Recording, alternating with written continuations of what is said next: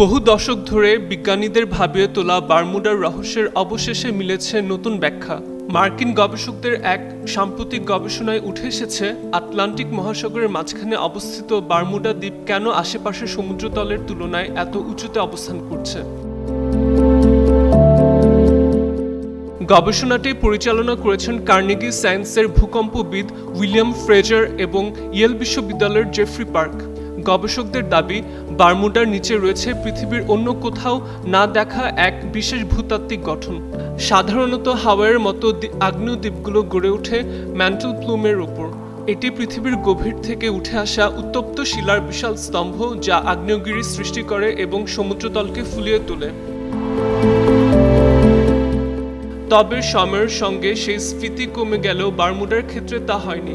গবেষণায় দেখা গেছে বারমুডার নিচে রয়েছে প্রায় 12 মাইল পুরু হালকা ঘনত্বের এক শিলাস্তর, যা অনেকটা ভেলার মতো কাজ করছে। এই স্তর সমুদ্রতল ও দ্বীপটিকে ভাসিয়ে রাখতে সহায়তা করছে। বিজ্ঞানীরা একে বলছেন আন্ডারপ্লেটিং। গবেষকদের মতে কয়েক কোটি বছর আগে আগ্নেয় কার্যকলাপের সময় কার্বন সমৃদ্ধ গঠিত শিলা ভূত্বকের নিচে প্রবেশ করে ঠান্ডা হয়ে জমাট বাঁধার মাধ্যমে এই স্তর তৈরি হয়।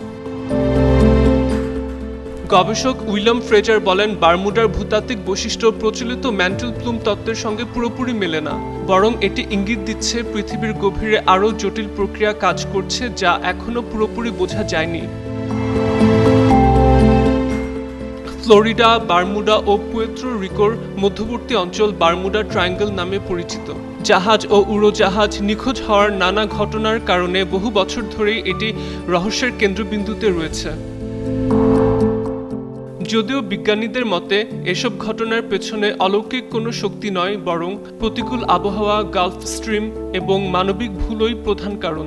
সূত্রগুলো জানিয়েছে, নতুন এই গবেষণা পৃথিবীর অভ্যন্তরীণ গঠন ও ভূতাত্ত্বিক প্রক্রিয়া বোঝার ক্ষেত্রে গুরুত্বপূর্ণ অগ্রদূত হিসেবে বিবেচিত হচ্ছে।